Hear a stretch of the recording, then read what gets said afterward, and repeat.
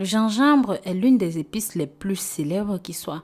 C'est connu à travers plusieurs continents et ça ne s'utilise pas toujours de la même façon. Certains les croquent frais, d'autres les utilisent en jus, en sauce, en soupe, en bouillon et parfois il nous arrive de faire plusieurs différents types de mélanges.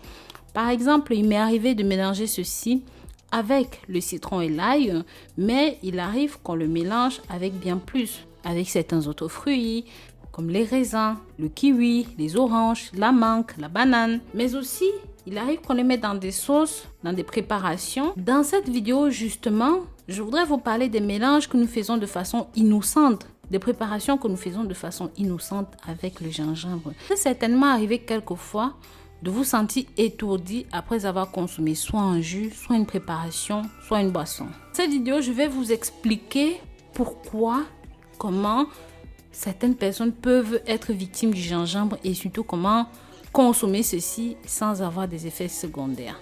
Bienvenue dans cette nouvelle vidéo.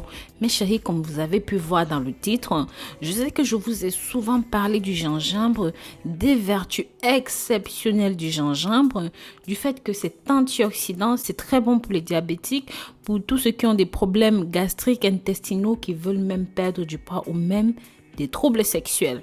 Pensez à partager ceci avec la famille, les amis et même les ennemis. Alors, avant de vous parler des interactions négatives que ceci peut avoir avec les médicaments et bien d'autres maladies que vous pouvez avoir, je vais vous montrer certaines plantes, certaines épices, certains remèdes naturels que vous ne devriez en aucun cas consommer si vous consommez du gingembre de façon médicamenteuse. Par exemple, si vous souffrez d'anticoagulation, vous ne devez pas mélanger l'ail, l'oignon, le clou de girofle, le fève de tonka, le ginseng ou même les graines de lin, de curcuma, le ginkgo biloba, l'extrait de pépins de raisin, la quercétine, l'angéline, la vitamine E avec le gingembre. Je vais vous mettre la liste dans les commentaires. Je précise ici que c'est si vous souffrez de problèmes de coagulation sanguine, faites bien la différence parce que je sais que vous allez venir me chercher dans les commentaires. Et parce que ceux-ci ont des effets sur la glycémie, l'ail, l'aloe vera, la cannelle, le chardon-marie, le Q10, le curcuma, ginkgo biloba, le ginseng et l'oméga 3.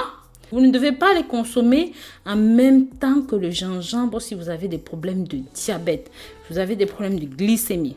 Il ne faut pas dépasser 4 grammes de gingembre par jour parce qu'un surdosage de gingembre peut avoir pour conséquence les brûlures d'estomac, les gaz, les ballonnements, la diarrhée, les menstruations plus abondantes, la nausée. Même si le gingembre classique est un remède contre la nausée, en consommation abondante, ça peut plutôt accentuer vos symptômes.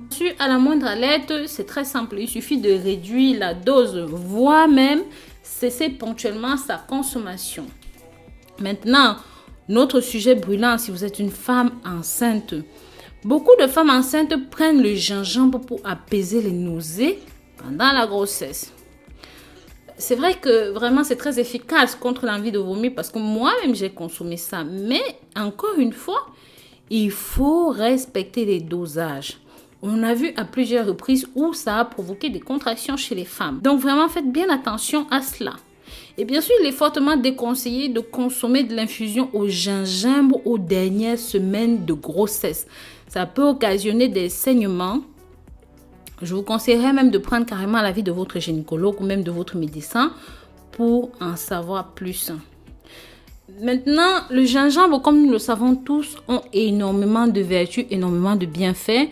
Donc, que ce soit pour le système digestif, que ce soit pour le système anti-inflammatoire, antioxydant, que ce soit pour les diabétiques, pour ceux qui ont des problèmes gastro-intestinaux, nous savons tous à quel point le gingembre est bon. C'est pareil pour les hommes qui souffrent de fatigue et de faiblesse sexuelle.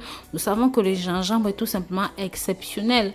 C'est la raison pour laquelle je vous demande de faire ces mélanges avec beaucoup de parcimonie, de faire ces préparations avec beaucoup de parcimonie.